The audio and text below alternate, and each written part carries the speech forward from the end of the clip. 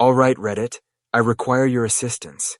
With my family, this entire Christmas has become explosive, and I find myself living in some twisted holiday drama. This is a long one, therefore get ready. My girlfriend Sarah is 26. I am 28. For 3 years we have been together, and things have been wonderful. She is everything I could want. Brilliant, humorous, and gentle, and we click. Over the years, she has visited my family several times. Everyone seemed cool with her. But Christmas this year? It was like someone turned on a switch. See, Christmas King is my dad. He hosts this large celebration annually. We're talking about a tree that virtually scrapes the ceiling, enough food to feed a small town, and every single family member crowded into our living room for gifts and games. Significant others are always welcomed for this kind of affair. No exception exists. My dad is rather proud of our custom. We have always made it work regardless of other events in our lives. That is so, until David, my brother, chose to perform Grinch. He is 31, and the traditional golden child. You know the type. Flawless grades, outstanding employment, the one my parents are most proud of. He is also the type of guy that must control everyone and everything. I've learned to cope with it. Sarah hasn't had as much experience. David was chilly towards Sarah from the time they met. Not precisely nasty, but certainly dismissive. After she started a political discourse at supper, he would cut her off mid-sentence, pretend her thoughts were useless, and even label her too opinionated. 2 weeks from now, fast forward. When my dad calls, I assume it's simply the typical Christmas planning. Who is bringing what dish? When should I show up, etc. Then he bombs Sarah. She is not invited this year. No sugarcoating, no apologies, just straightforward, David doesn't approve of her, and it's best if she doesn't come. It's creating too much tension. I stopped in my tracks. I never felt so surprised. Sarah has never done anything to merit this.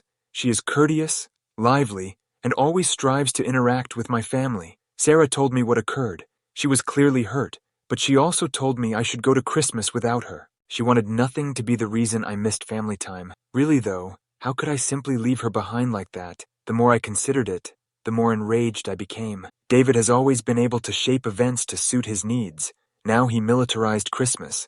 Tell her what was happening, I told my mother, who had split from my dad. She was insane, said this was classic David, creating conflict and rendering everyone else miserable. Although it was tempting, she also volunteered to host Christmas herself. I wasn't sure how many people would really show up should Dad still be planning his celebration. Naturally, word of this entire incident travels like wildfire. Opinions divided as my cousins and aunts began chatting. While some felt David was acting rudely, others felt Dad was correct to give maintaining the peace first priority. One of my relatives even mentioned that David had a meltdown on a family vacation since he didn't get his way, and everyone had to change their plans to make him happy. It seems as though this has been developing for years and is finally about to explode. David just shrugged aside my attempts at direct conversation, would not provide me a clear response regarding his reasons for distaste for Sarah. She's not the right fit for the family, just continued saying, whatever that implies. It's frustrating as, when the other person won't even let you know what's wrong, how can you change something? I am now entirely conflicted.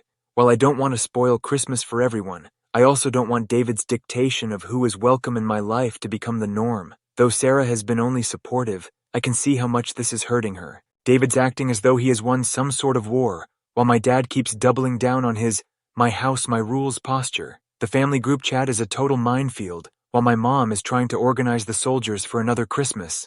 I am near my wits' limit. Is my consideration of completely missing Christmas an overreaction? Should I object more, or simply let it go for family peace?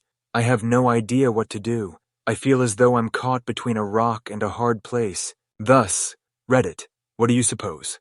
After sharing my tale on Reddit, let me tell you the reply was like a tidal wave. Thousands of comments, almost all expressing the same message. Support Sarah. People were calling David a typical controlling sibling, and my dad a pushover. The counsel was unambiguous. Never let them govern my affairs or my relationships. Though yet a little frightening, it was comforting. The internet most certainly did not hold back. Though I understood this wouldn't be a simple repair, I valued your help. One comment especially stayed with me. Someone advised me to ask David straightforward questions regarding why he hates Sarah on a phone call. Thought it would not hurt to try? I gave it a go. Though the call began uncomfortably, I asked David straightforwardly what his issue with Sarah was. "She's just not right for the family," he said, giving me the same evasive answer he has been delivering for years. Nothing specific, nothing detailed. That infuriated me. I pushed him, noting that Sarah has always behaved politely and gently. I snapped, though, as David only doubled down, declaring she doesn't fit in. I advised him he was being controlling and self-serving, that he had turned this whole affair into a power trip.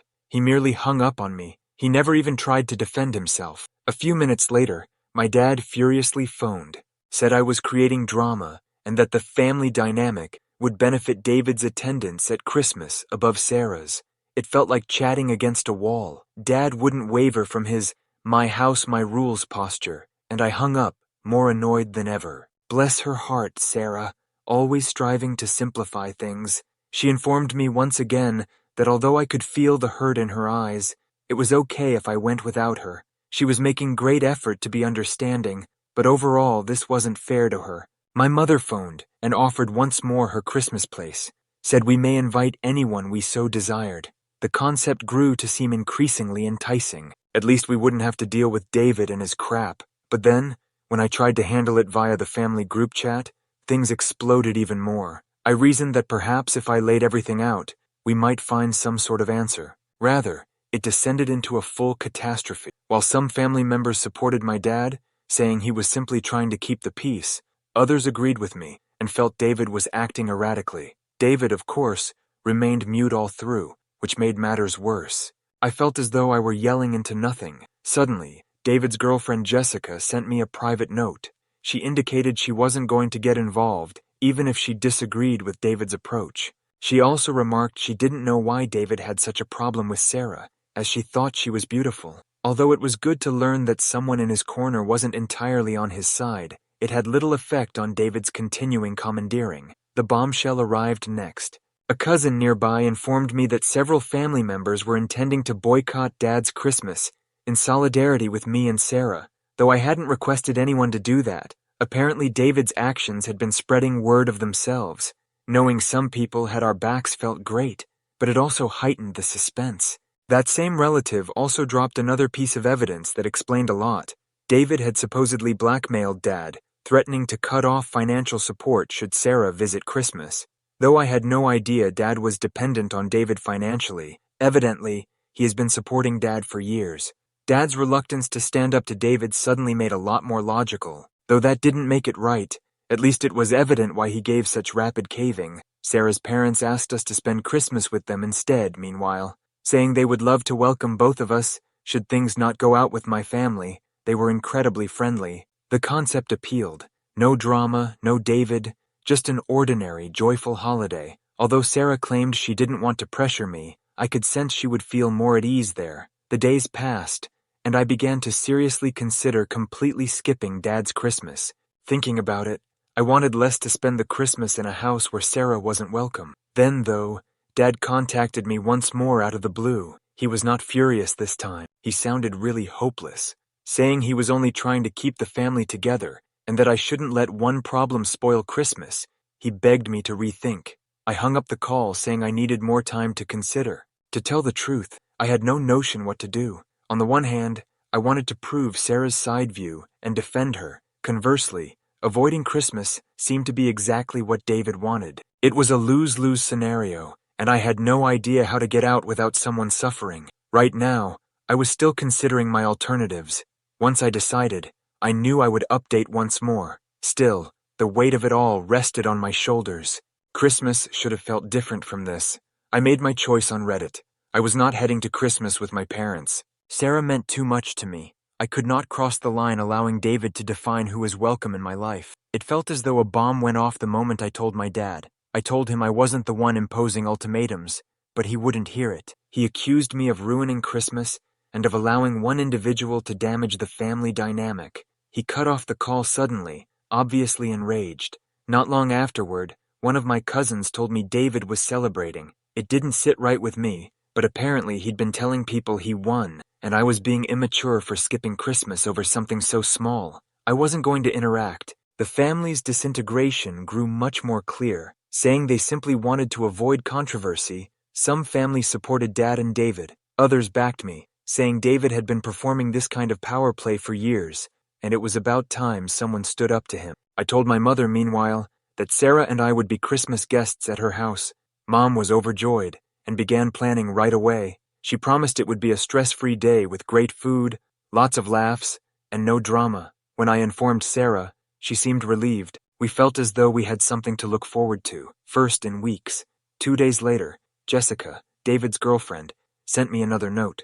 She let go this time, not holding back. David's problem with Sarah, she informed me, had nothing to do with her personality or behavior. It was about Sarah's defying behavior toward him. Jessica stated, David has always been the kind to surround himself with people who agree with him or let him take control. Sarah questions that. Jessica says that makes him insecure, which is why he has been working so hard to exclude her. When I tried to handle the matter in the family group chat once more, things changed even more. I reasoned that perhaps greater context would help everyone. Rather, it fell flat quite spectacularly. David broke his silence at last, calling me immature for dragging the family into what he referred to as relationship drama. That started off a series of explosive comments, by the end of which none of us were communicating. The group chat fell dead, therefore further separating everyone. Dad then completely stopped answering me. Nor books, nor calls, just silence. I learned via a sibling that he has been complaining to anyone who would listen, claiming I am selfish and irrational. Our relationship felt totally strained at this point, and I wasn't sure how we may bounce back. Conversely, a couple of cousins contacted personally to provide their encouragement. One of them told me they always felt under pressure to follow David's antics in order to keep the peace, and they appreciated me for challenging him, saying they didn't want to participate in something so cruel. Another cousin said they were also thinking of skipping Dad's Christmas. My first Reddit post had gone viral in the meantime. People sharing their own tales of family conflict and supporting me to stay my ground made the comments generally quite positive. Some even advised avoiding any contact with David and my dad totally. Seeing how many others had experienced the same circumstances opened my eyes and lessened my loneliness. Sarah chose to address my dad in a letter. She put her heart into it, sharing her side of things and conveying a sincere intention to heal relations. She said she didn't blame anyone, but she made it plain that being left out had caused great emotional damage. One of my siblings reported a few days later that Dad had got the letter. Saying just that he understood her viewpoint, he answered in passing, rather than explicitly. The real blow came next. A cousin told me David had been circulating tales about Sarah in order to explain his contempt of her. She was apparently unpleasant and disrespectful at family get-togethers, which would not be at odds with what he had been telling others. Knowing he was attempting to alter history in order to present himself better infuriated me. Once I published this update, the Reddit community chimed in once more. The advice was clear: limits are required, and occasionally the healthiest course of action is to momentarily cut relationships. Seeing so many people agree that I wasn't exaggerating validated me. Still, this has been draining even with all the help. The family split seemed irreversible, and I had no idea what my connection with David or my dad would hold going forward. Right now, I was mostly thinking about our Christmas with Mom. This was the one bright light in this whole catastrophe. Hence, I was resolved to have a day to remember for all the appropriate reasons. Reddit. Following the most dramatic holiday season of my life, the dust has at last settled. After some thought, I'm glad I chose to skip Christmas at my dad's house. Spending the holiday at my mother's was precisely what we needed. Calm, joyful, and free of all the stress accumulating for weeks. Things were coming apart at Dad's party while we ate fantastic food and had wonderful company at my mom's. From what I have heard, everyone who saw David's rage and Jessica's split from him will always remember it. David has always flourished on control, but this time it backfired. His Christmas behavior has made him progressively alienated. Some of his regular defenders have begun to remove themselves, and a couple of cousins informed me they are done putting up with his shenanigans. He is now the guy everyone's wary of, rather than the golden child everyone rallies around. He obviously lacks knowledge on handling that. My dad surprised me most of all. He contacted me once again a week after Christmas, but the tone of the call changed. He informed me he began a treatment program. He claimed he's come to see how much he's been depending on David, not only emotionally, but also financially, and that it's led him to make decisions he regrets. He said he has to practice since he confesses he is terrified of confrontation. This was really significant. I felt as though my dad was blind to David's manipulation for so long, but now it feels as though he is at last seeing the wider picture. Dad also asked to get Sarah coffee. He indicated he wanted to start healing their relationship via one-on-one conversation. Sarah approved when I asked her. When they met a few days later, Sarah told me afterwards that the interview went smoothly, even if I wasn't there. Directly apologizing to her, Dad stated he hoped they could go forward. Though little, it implies a great deal. Regarding David, he texted me. It was among those half-hearted apologies, devoid of true accountability for anything, saying he hoped we could go past it. He attributed the whole problem to misinterpretation. I did not reply. At this point, it seems like everything I say would merely offer him more chance to spin the story. Sarah has been quite strong about all of this. She made it plain she won't compromise her self-respect to please David, even while she supports any choices I decide upon for my family. I really value this about her. She doesn't allow anyone to treat her unfairly, since she values herself. Seeing her stand her ground has just strengthened my will to give her and our relationship top priority. The family dynamics have changed in ways I never would have predicted. Relatives who used to dismiss David's actions are now getting in touch with Sarah and me, asking us to future family gatherings without him. Some have even come forward about not confronting him earlier. More people are seeing him for who he truly is, as if the scales had at last tipped. David, on the other hand, has been venting on social media. He has been sharing nebulous comments on his family's abandonment and on how people always select sides without understanding the whole truth. Based on what I have observed, he is not garnering any pity. Most people seem to be ignoring him, which most likely fuels his even crazier behavior. Dad is still developing steadily. He came to a family gathering my mother organized to go over the holidays and the way things turned out. Saying he's dedicated to doing better, he apologized to everyone, including Sarah, for his involvement in the turmoil. He still has a long way to go, obviously, but the fact he is acting in this manner is more than I would have imagined. Looking ahead, Sarah and I have agreed to begin our own holiday custom next year. Christmas will be celebrated in our house. Families are invited here only. One requirement is that everyone be polite. They are not welcome if they are unable to managing that. Celebrating with the individuals who support us and establishing limits with those who do not seems like the best path forward. David's ex Jessica contacted me lately. Her realization that she wasn't alone came from my honest sharing of my experiences with David. She wanted to thank me. She stated she was already feeling better about her future and that divorcing him was the best choice she has ever made. Hearing that confirmed the course I have followed even more. Once more, my most recent Reddit update went viral and attracted thousands of individuals celebrating our development. The tremendous help has reminded me just how many others deal with comparable familial situations. It has been well worth it if telling my story helps even one person feel less isolated. Regarding David, I've heard through the grapevine that he intends to leave his state. He apparently wants a fresh start, which is most likely wise. Although the family is left with conflicting emotions, some relief, some residual animosity, at least his leaving gives us all a chance to breathe. Sarah has gotten ever closer to the encouraging members of my family during all of this. Her reception has been warm, and it's amazing to see her carve out her own spot in the group. She is family to them, not just my girlfriend now. To everyone who has followed along and provided guidance, thanks. For me, it means everything. Though I'm coming away with a better sense of self, a greater respect for the people who really matter, and a partner who has shown me what it means to stand on your own. This whole experience has been a crazy journey, and that, Reddit, is the ideal present of all. Story 2. Hello everyone, I am Anya, 32. Since sophomore year of high school, my 31-year wife Clara and I have been together. Clara has had this relentless dream of become a pediatrician since then. Conversely, I was a bit of a wanderer, unsure of my direction. However, Clara, she was utterly concentrated. I watched her burn the midnight oil in college and observed her frustrated tears during demanding study sessions.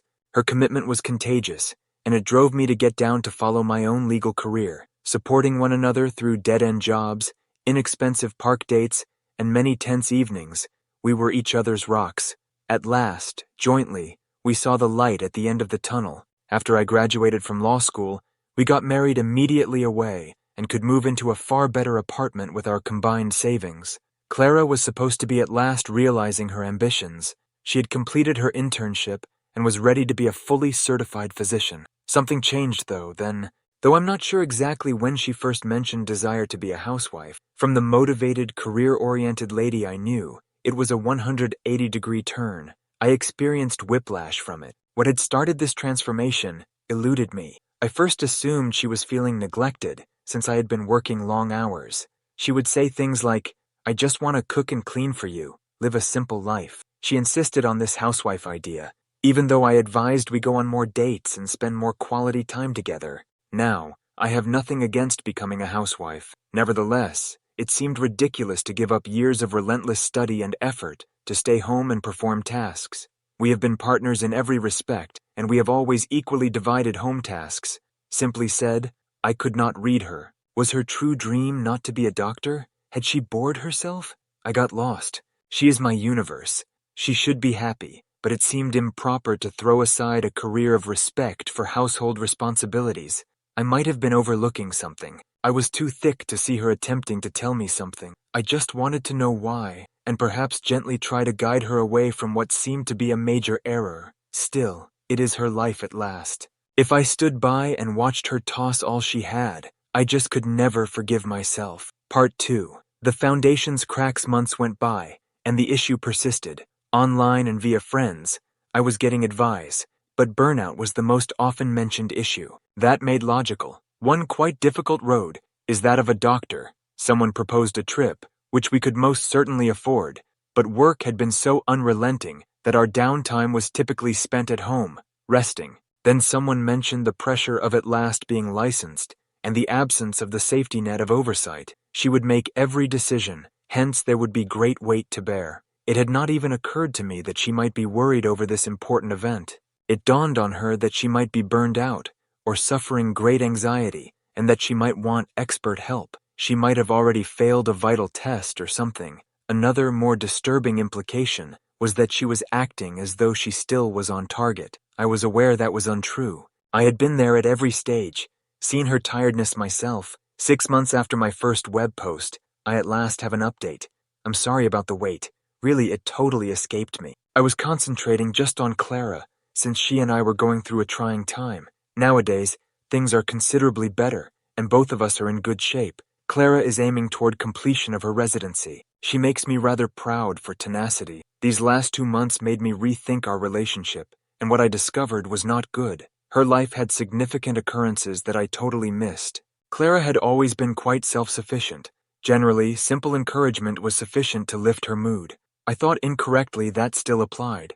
I was really mistaken. She needed a companion, a confidant, a lover, someone to cry on, and I was none of those things throughout her most difficult year. I failed to provide her the support she so much needed as her wife. Burnout was not the only thing going on. I would have seriously offended her by putting work above her. Part 3. Reconstruction and forward movement. Our close relationship has dropped to practically nothing. Our exchanges were surface level, and occasionally we would only see each other after one of us was already asleep. She would reply, she was good whenever I asked whether she was okay, and I foolishly would not press it. I failed to provide the comfort that I was there for her, that I was willing to listen, even to the same grievances repeatedly. I was not helpful at all. Our distance widened quickly, and it was her ambition to be a housewife that lifted the curtain at last. The comments I got on the internet helped me to see my mistake. I first assumed repairing things would be simple, but trying to even approach her revealed how far we had gone. I became aware of minute details I had missed before.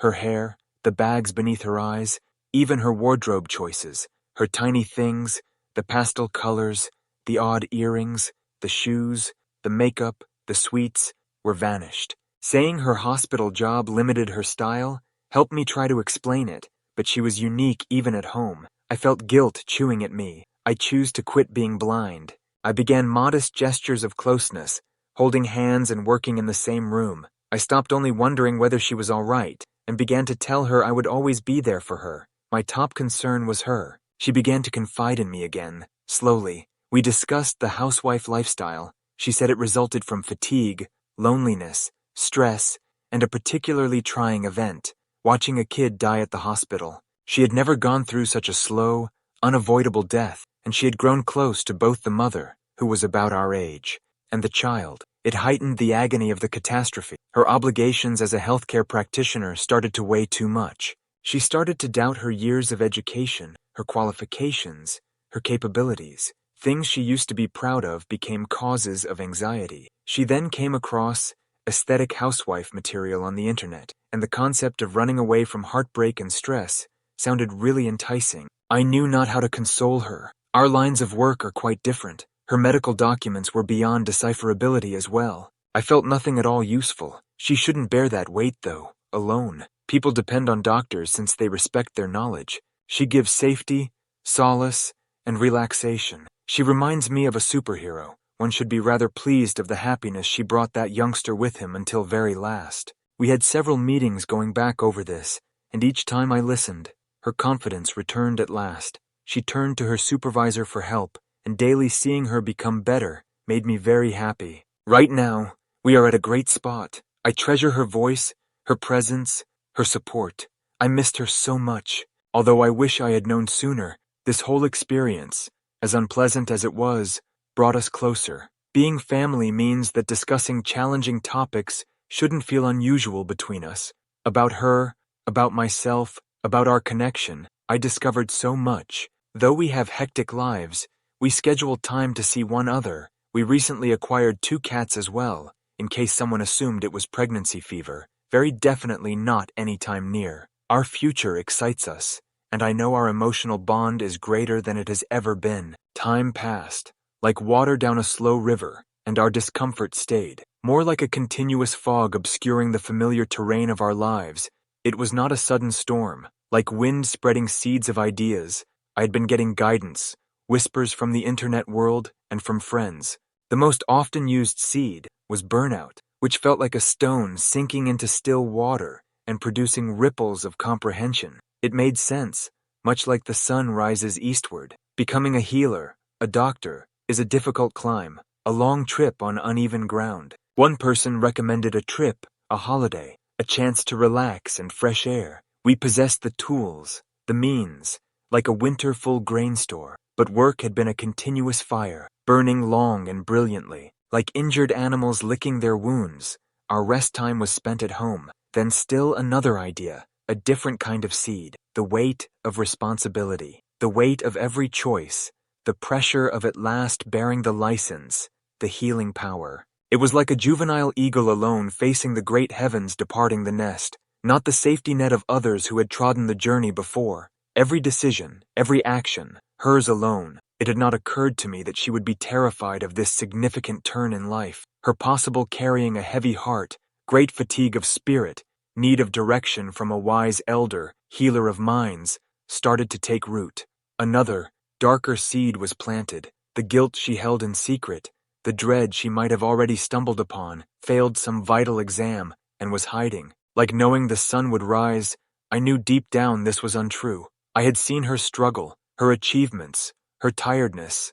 I had walked next to her. 6 moons had gone by since I initially let the internet world know about my fears. I pardoned the protracted quiet. Our life had become into a tangle of bramble for us to negotiate. Like a hunter following prey, my whole attention was on Clara. I may now say that the road has opened somewhat. We have located a clearing, a place of relaxation. Clara keeps traveling to reach full healing. Pride fills my heart for her will and tenacity. These last several moons have driven me to probe the core of our relationship, much as one might investigate the roots of an ancient tree. I came across not very good. Important events in her life were whispers in the wind that I had missed. Clara has always been like a solid oak, strong. Her soul was raised by simple words of encouragement, much like the sun warms the planet. I thought that this was still true. I was off, like a hunter failing his aim. She required more. She needed a friend, a shoulder to cry on, a heart to share her weight with, and a lover to hold near. And I had failed her through her toughest period. I had not been the companion she was due, the one she required. It was not only her tiredness. By putting my own job before hers, I had damaged her spirit like a negligent hand, destroying a delicate bloom. Our distance apart widened like a river opening to the sea. Our common area seemed vacant, as if a winter camp left empty. Our remarks were shallow, like stones skimming across the top of the sea, never descending into the depths. Sometimes we simply glimpsed each other in passing, like twilight shadows. She would answer, yes, when I inquired whether she was well, but her voice lacked the morning sun's warmth. Unlike a stupid hunter who neglects tracking his injured prey, I did not press. I did not provide the solace of my presence, the power of my listening ear. I failed to be her consistent ground underneath. Her talk of being a housewife was a sudden change in the breeze that cleared the fog at last. The knowledge of others, the words from the internet world, helped me to realize where I had veered off the road. Like gathering fallen branches for a fire, I first assumed fixing the circle would be simple, but as I tried to get near her, I sensed the distance, that coldness between us. Like heavy winter snow, I became aware of things I had been ignorant to, the tiredness in her eyes, the way her shoulders droop, the lack of the little pleasures she often enjoyed, like vibrant beads on a necklace, like birds moving south for the winter, the vivid colors she liked, the unusual accessories she wore, the little indulgences she savored, had all disappeared. Though even at home she was unique, I tried to tell myself it was due of her profession, the simplicity demanded in the healing place. Like a ravenous wolf, guilt bit at my spirit. I realized I could not keep turning away the truth. Like learning a new dance, I had to act, even though it felt strange, embarrassing. I started to show little gestures of intimacy, a touch of the hand, sharing the same area as we worked, like seated around the same fire. I stopped only inquiring whether she was well, and began to tell her I was there, a consistent presence like a mountain against the breeze. My heart and my first concern was her. She started to open gradually, much as a frozen river thaws. We discussed the origin of the housewife concept. That is, she spoke with me the loneliness, the weight of stress, the great grief she experienced seeing a kid travel to the spirit world. She had never seen such a slow fading like a setting sun. She had gotten near to the mother, a woman our age, as well as the youngster. The agony of it was profound, like a wound not healing. The weight of life and death, the responsibility she bore as a healer, became too much to bear. She started to doubt everything, including her qualifications, her goal, the road she had chosen. Her once cherished values turned into causes of uncertainty, like shadows dancing in the firelight. She then came onto pictures of a better life, one free from the suffering she carried, one marked by basic chores and calm times. Like a cozy blanket on a chilly night, the thought of leaving the weight of the world behind and concentrating on our house, on our relationship, became a seductive retreat. I knew not the appropriate words to say. Like the bear and the eagle, our journeys are somewhat distinct. The subtleties of her work and the language of healing eluded me. Still, I talked from the heart. She should not shoulder the weight of the world by herself, I advised her. People go to healers believing in their strength and knowledge. Like the first rains following a protracted drought, she offers consolation, respite, and hope. She is a healer, a great spirit, a light bearer. That is a gift, a potent medicine. The delight she brought to that child stayed with them till the very end of their trip. We spoke of this several times, and every time I listened with my whole being, her confidence restored, like the moon rising following a storm. Gradually her spirit started to heal. She asked smart seniors who had followed the road of healing before her for direction. Her coming back to herself made me happy, like a lost bird finding its way home. Right now we are in a good spot.